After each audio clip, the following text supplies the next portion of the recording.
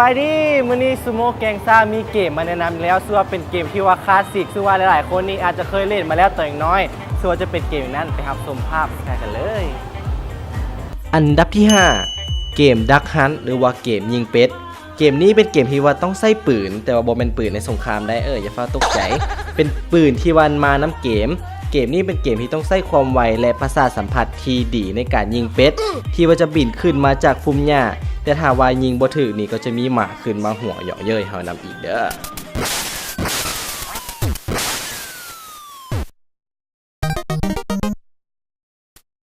อันดับที่4เกมเซอร์ควสซารี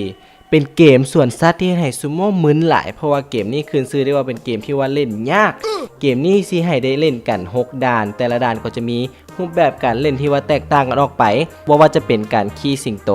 โดดเก็บถุงเงินโดดลบโถไฟไต่เสือกโดดข้ามหัวลิงและอีกหลากหลาย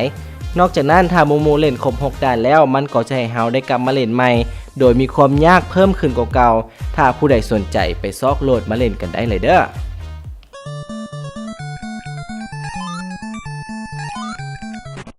อันดับที่3เกม Battle City ถ้าซื้อนี่มาทุกคนอาจจะงงแต่ถามว่าเกมรถถังในสมัยนั้นทุกคนต้องห้องว่าขึ้นมาทันทีเลยเกมนี้เล่นได้2คนเราจะต้องป้องกันบ่ให้รถถังฝ่ายหนึ่งมายิงนกอินทรีฝ่ายเราได้เราจะต้องยิงรถถังฝ่ายศัตรูเพื่อเก็บไอเทมพลังในการอัปเกรดรถถังเราถ้าเทพหน่อยหนึ่งก็จะสามารถยิงเหล็กได้ต้องว่าเลยว่าเกมนี้ม่วนสุดๆเลยเด้อในตอนนั้น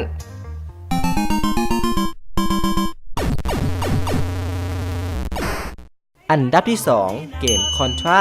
หรือหลายๆคนเอิ้นว่าเกม Lambo ซึ่งเอิ้นได้ว่าเป็นเกมยอดฮิตอีกเกมหนึ่งเลยสามารถเล่นได้2คนประจนภัยไปในแต่ละด่านพร้อมกับปืนคู่ใจที่สามารถไปเก็บไอเทมปืนในแต่ละด่านได้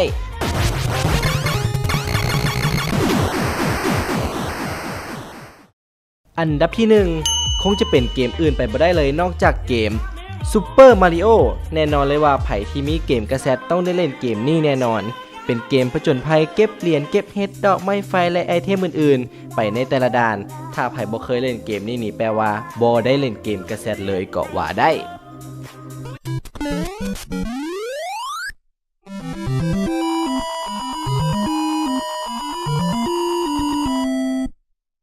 เป็นจังใดกับเกมคลาสสิกเกมเก่าๆที่ว่าซูโม่ได้เอามาเบิ่งให้ซึ่งว่าเป็นเกมที่ให้ทุกคนนี่ได้คิดฮอดกันแน่นอนซึ่งว่าใครที่ว่ามักเกมใดก็สามารถคอมเมนต์ที่กล้องวิดีโอแกงซ่าของเราได้แต่ว่าตอนนี้ซูโม่ขอตัวไปเล่นเกมต่อกันเด้อ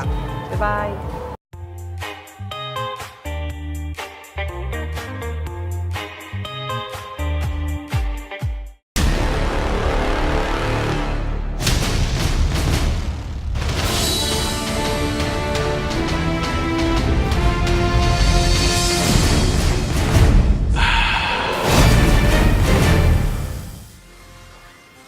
สบายดีแกงซ่าโซไซตี้เนาะมื้อนี้อเล็กจะมาสอนเต้นแบบว่าสุดพิเศษน้ำกันสำหรับการสอนเต้นของพวกเราในมื้อนี้จะมาสอนเกี่ยวกับป๊อปปิ้งหลายคนอาจจะเข้าใจเนาะแล้วก็เห็นแล้วแต่ว่าในนี้ขอบอกกันก่อนการเต้นป๊อปปิ้งแม่นการเต้นแบบโรบอทแล้วก็ล็อกท่าน้ำกันซึ่งว่าจะเป็นแนวใดตอนนี้อเล็กมีเทคนิคง่ายๆมาฝากกันก่อนมาเริ่มต้นกับการเรียนของพวกเรากันเลย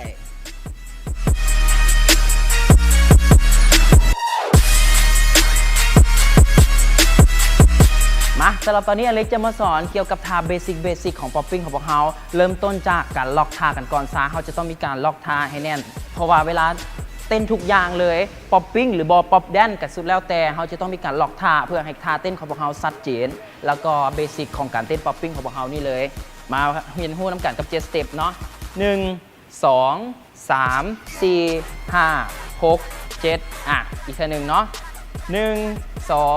3 4 5 6 7 7 สเต็ปแบบนี้ถ้าสมมติว่าเราเฮ็ดไว้ขึ้นในการชำนาญแล้วเขาก็จะเป็นอย่างนี้นี่เลยนอนนี่ก็เป็นท่าเบสิกของการเต้นป๊อปปิ้ง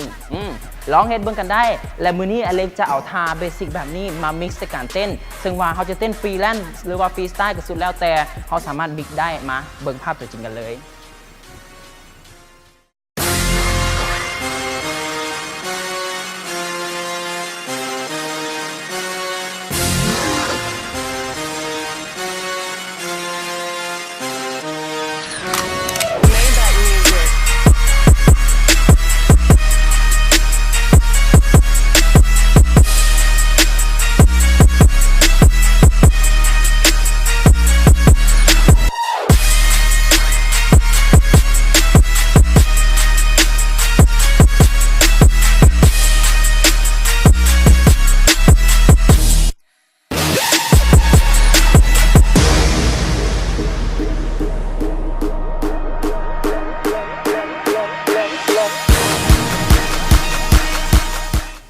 น้องจังว่าตอนนี้กับมีการสอนเป็นทีมห้อยแล้วหลายๆคนอาจจะได้เห็นแล้วกับเทปพิเศษแบบนี้ไวๆนี้แกงซ่าของพวกเขามีแต่สิ่งแบบว่าซ่าๆไม่ๆเป็นเทรนมาฝากอย่าลืมกันแล้วกันน้องสามารถกดติดตามแล้วก็กดไลค์ทางแฟนเพจของพวกเขากับรายการแกงซ่าโซไซตี้